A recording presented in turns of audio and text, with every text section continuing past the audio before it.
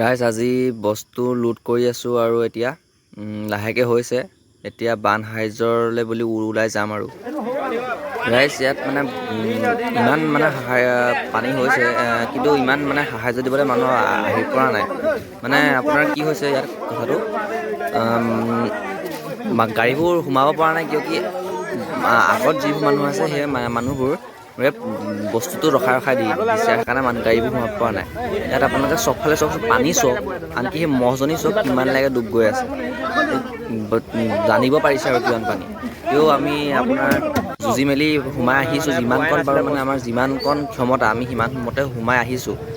ঘৰটো লক্ষ্য কৰিছেনে বাৰু, ইমানলৈকে ঘৰবোৰ সোমাব পাৰে চাওকচোন আপোনালোকে।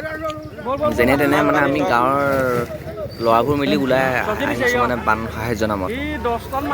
আমি বুলি নহয়, বহুত ওলাই আহিছে, কিন্তু পানী যিমান হৈছে আমি ধৰি লওক AC এখন আহিছোঁ সাধাৰণতে বহুত মানে ভয়ত আহিছোঁ, কাৰণ আপোনাৰ ছাইডৰ ফালে বহুত ডাঙৰ ধৰি লওক সাগৰ সদৃশ হৈ আছে ন। বাই চান্স আপোনাৰ এটা চকা পৰি গ'লে হ'লে ডাঙৰ এটা ঘটনা হ'ব পাৰে ন। বহুত মানে ৰিক্সত আহিছোঁ। যিমান পাৰোঁ আমাৰ ফালৰ পৰা যি পাৰোঁ আমি সহায় কৰিবলৈ চেষ্টা কৰি আছোঁ। ঘৰ বাৰীবোৰ দেখিলে আপোনালোকৰ দুখ লাগিব। ঘৰ বাৰীবোৰ চাওকচোন কেনেকুৱা ধৰণৰ হৈ আছে। আৰু ৰাস্তাবোৰো ইমান ডাঙৰ নহয় যেন আপোনাৰ দুখন গাড়ী একেলগে পাৰ হ'ব পাৰিব। কিন্তু আগত চাওক ডাঙৰ সাহাৰ্য দিবলৈ গাড়ী আহিছে, আহিছে বহুত ভাল কথা। খালি এটাই প্ৰব্লেম হৈছে কি মানুহবোৰ মানে ক্ৰছ কৰি পোৱা নাই, কাৰণ ৰাস্তাবোৰ ইমান ডাঙৰ নহয়, তো প্ৰব্লেম হৈছে। আৰু এনেকৈ দাইহঁত বা বৰ্তাহঁত এনেকৈ ঘৰৰ পৰা ওলাই আহিছে, বস্তু নিছে, ঠিকে আছে। কিন্তু ছাইডলৈ চাওক কিমান একদম সাগৰ সদৃশ, একদম সম্পূৰ্ণ সাগৰ সদৃশ। কেনেবাকৈ সেইপিনে গাড়ী চকা এটা বাগৰিবলৈ হ'লে কি হ'ব পাৰে। আৰু দেখিবলৈ পাইছে অহা যোৱাত যাতায়াতত কিমান প্ৰব্লেম হৈছে সাহাৰ্য দিবলৈ অহা মানুহবোৰ। তো আমি কৰি গৈছোঁ, আমি জুবিন দেশৰ মানুহ, আমি জুবিন দাৰ আশীৰ্বাদ আছে আমাৰ ওপৰত। আমি আৰু আগবাঢ়ি যাম, আমাৰ অসমৰ সকলো সদস্য আগবাঢ়ি যাব, কাৰণ মানুহে মানুহৰ বাবে ন। তো জুবিন দাই আদৰ্শত আমি সকলোবোৰে কাম কৰি যাম আৰু কৰিম, আগলৈও কৰিম, আৰু এতিয়া কৰিয়ে আছোঁ বৰ্তমান। খালি চবেই সহযোগ কৰক, ছাপোৰ্ট কৰক, সেইটোৱে বিচাৰোঁ বছ। সেয়াই আৰু জেগা আপোনালোকে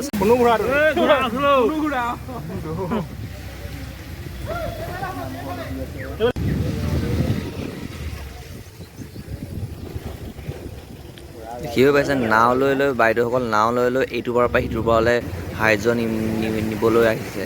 মানে কেনে এটা পৰিস্থিতি হ'ব পাৰে, কিমান মানে দলৈকে পানী, আপোনাৰ কিমান পানী হৈছে ভাবিব পাৰে। নাও লৈ বাইদেউসকল আহিব লগা হৈছে ইটো পাৰৰ পৰা সিটো পাৰ। কি ক'ম মানে আৰু আপোনাৰ এইবাৰ মানে উজনি অসমৰ অৱস্থা একেবাৰে বেয়া।